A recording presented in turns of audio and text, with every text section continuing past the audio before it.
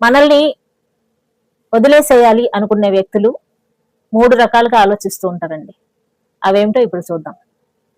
మనం ఎంత మంచి పనులు వాళ్ళకి చేసినా సరే, ఎంత సహాయాలు చేసినా సరే, వాటిల్ని ఏమాత్రం గుర్తుపెట్టుకోకుండా, మనం ఏదైనా పొరపాటు చేస్తే దాన్ని ఎక్కువగా గుర్తుపెట్టుకొని దానికే ఇంపార్టెంట్ ఇచ్చి ఏదో ఒక కారణం చేత మనల్ని కట్ చేయాలని చూస్తూ ఉంటారు. ఇక నెంబర్ 2, గతంలో మనం ఎప్పుడో తెలుసో తెలియకో చేసిన తప్పుల్ని ఇప్పుడు ఎత్తి చూపిస్తూ, మర్చిపోవలసిన విషయాలన్నిటినీ గుర్తుపెట్టుకుంటూ 1 బై 1 మనకి గుర్తు చేస్తూ మనల్ని బాధ పెడుతూ ఉంటారు. అంటే ఇట్లాంటి వాళ్ళు ఎప్పుడైనా సరే మనల్ని వదిలేయటానికి అవకాశాలు ఉంటాయని అర్థం.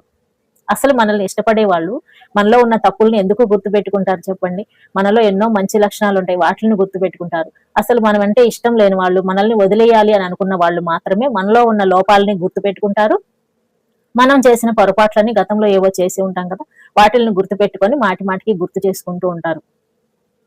ఇక నెంబర్ 3, మన పనులన్నిటినీ కూడా మానుకుని వెళ్ళి వాళ్ళ కోసం టైం స్పెండ్ చేస్తూ మనం సహాయం చేసినా సరే వాటిని ఏమాత్రము గుర్తించరు. చివరికి నువ్వు నాకేమీ చేయలేదని చెప్పేసి చెప్తూ ఉంటారు. ఇట్లా చెప్తున్నారు అని అంటే ఇట్లాంటి వాళ్ళు ఏదో ఒక రోజు మనల్ని వదిలేస్తారని అర్థం.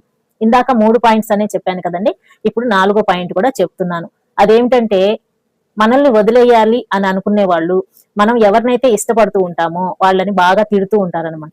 ఎగ్జాంపుల్ చెప్పాలనంటే, ఒక సినిమా హీరో అంటే మనకి ఇష్టం అనుకోండి, వాళ్ళు ఏం చేస్తారంటే ఆ హీరోని అదే పనిగా తిడుతూ ఉంటారు మన ముందు. ఎందుకంటే మనం ఇష్టపడుతున్నాం కదా, వాళ్ళని మన ముందు తిడితే మనం బాధపడతామని వాళ్ళ ఉద్దేశం అనమాట.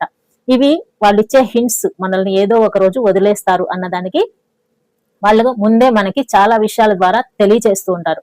మనం ఏం చేస్తామంటే వాళ్ళ స్నేహంలో ఉంటాం కాబట్టి ఇట్లాంటి హింట్స్ చాలా ఇచ్చినా సరే మనం వాటిని పట్టుకోకుండా అనవసరంగా టైం వేస్ట్ చేసుకుంటూ ఉంటాం.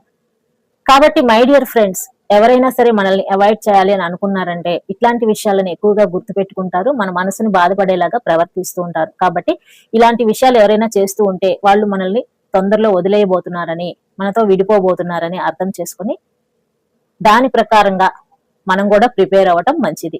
వీడియో నచ్చితే లైక్ చేయండి. మరిన్ని మంచి విషయాల కోసం ఛానల్ ని సబ్స్క్రైబ్ చేసుకోండి.